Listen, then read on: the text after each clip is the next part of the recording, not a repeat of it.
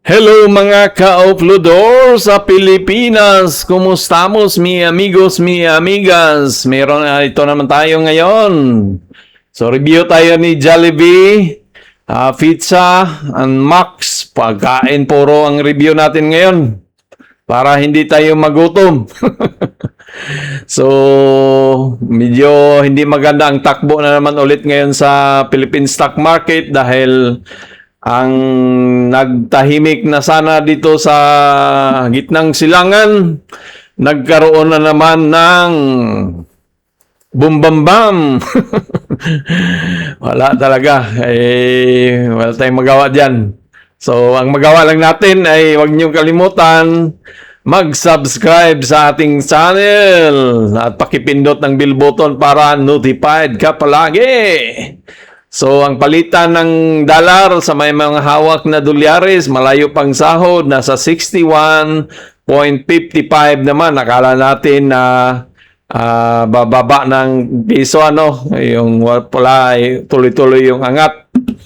Lalo na ngayon na umakyat na naman ulit ang presyo ng krudo.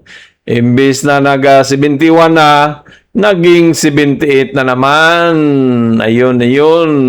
So, wala.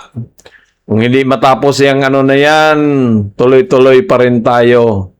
So, pag-usapan natin si Jollibee. Si Jollibee, imbis na umangat to, mangyari dito, babagsak naman to dahil ang dahilan nila ay ganun, nagtaasa naman ang krudo. So, last nating review, ganun na. So, parang tuloy-tuloy na sana, no? Yan, umakyat talaga eh. So, burahin natin yan. Sa ngayon, si Jollibee ay nag-action siya ng pababa. Spaghetti pababa ni Jollibee. So, kailangan ni Jollibee mag-hold itong 142. Medyo alanganin na itong ito na lang 138, ano? Meron tayong support diyan sa 138 na kailangan ni Jollibee mag-hold.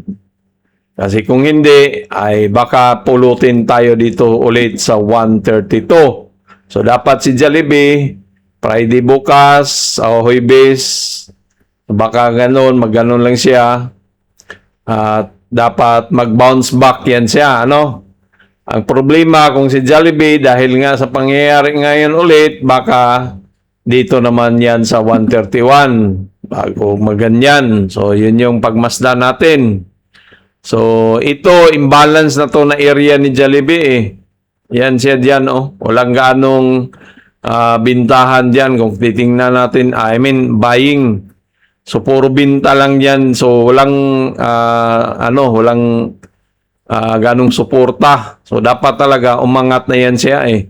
Dapat man dito man lang sana yan sa 159. Kasi, kung titingnan natin, nandoon lang yung may support, eh, o resistant, eh. So, ganun dapat si Jollibee, ano? Pero ang nangyari is parang gusto niyang bumalik sa baba. Dahil nga sa mga pangyayari naman ngayon.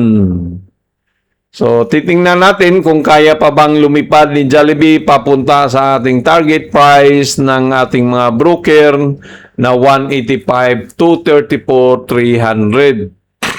So, hindi tayo magaling sa fundamentals, price action lang tayo. So, sa nakikita natin sa price action niya, parang gusto niyang bumalik, ano? So, para naman siya ay umangat, ay kailangan talaga niyang i-break itong yan, yung 145 na yan, para umangat siya. So, kailangan niyang bumalik doon sa taas, ano? Maganon. So, maganon dyan, para doon sa taas siya papunta. So, titingnan natin kung ano, pabalik-balik natin, tiningnan natin, ano. So, yan po ang ating update kay Jollibee. Kay Pizza naman tayo, for pagkain para hindi tayo magutom. So, Pizza Pie. Mayroon siyang dividends na parating ngayong 16 July ang X. Matanggap mo siya sa August 6. Sa halagang 0.20 kada share ang kanyang matanggap. So, kung maraming magbubudiga dito, pwedeng umangat si Pizza Pie, ano? Si Pizza. Pero kung wala, ay pwede pa tayong bumagsak, ano? So, meron tayong resistant dito sa bandang 621 na kailangan niyang i-break para maganon ang presyo ni Pizza Pie, maganon-ganon, ano? So, target price ng ating broker ay nasa halagang 7.9. So, dito sa taas. Pero sa nakikita natin ay downward trend pa rin si Pizza Pie. So, gumawa pa rin siya ng ganyang channel. So, nasa downward pa rin siya, ang kanyang ginagawa. So, medyo tagilid pa rin talaga. So, kailangan talaga niyang, so, kung ganyan man siya downward, titingnan natin sa bottom. So, mayroon tayong support dito.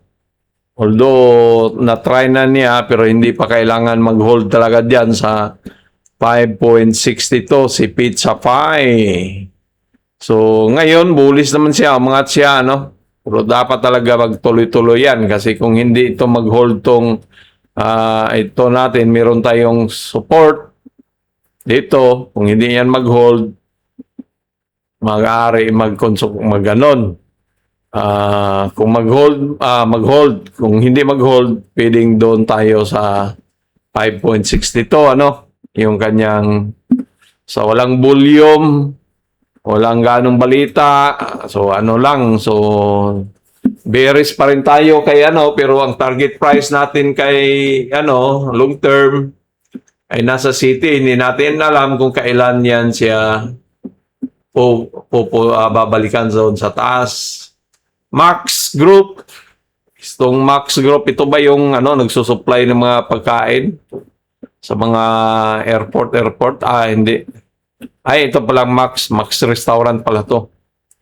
So, Max Restaurant, merong namigay sila, isang bisis lang, hindi maganda yung takbo ng chart na, yung kanyang, puro downward pa rin siya, ang kanyang ginagawa na, so meron tayong ganyan, channel pa rin.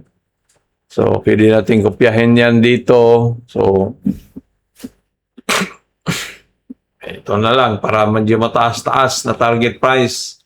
So nasa pa tayo, nasa ilalim ng kanyang chart channel. So maring pwedeng gumanon yan si Max, pwedeng umangat dahil nga nasa loob pa siya ng ang tanong diyan kung may power ba siya na umangat doon sa taas, So yun yung diyan. Sa ngayon, medyo bullish na pa naman siya, lumipad siya kahapon sa presyo. So, dahil sa pangyayari naman, baka maapektuhan naman to. So, babagsak na naman dyan. Mayroon tayong sell or demand dito. Baka ito yung balikan niya. So, baka magpunso-punso lang muna yan si Max dyan bago siya hataw dun sa taas, So, walang magandang stock ngayon dahil nga sa mga puro pulahan ang blue chip natin. Hindi na siya blue. Yan, puro umpisa pa lang naging na. Yung natin is 6,233 minus 0.68. Kahapon nag-green yan So, down si ICT pa rin yung bumubuhat. Congrats sa mga may hawak sa ICT. So, yan lang po ang ating review ngayon para lang makagawa tayo ng review vlog. Para man So, pero walang maganda talaga na i-review. So maraming salamat. Huwag kalimutan mag-subscribe kayo kung gusto niyo mag-subscribe. Kung hindi, walang problema. Adios mi amigos, mi amigas, babus.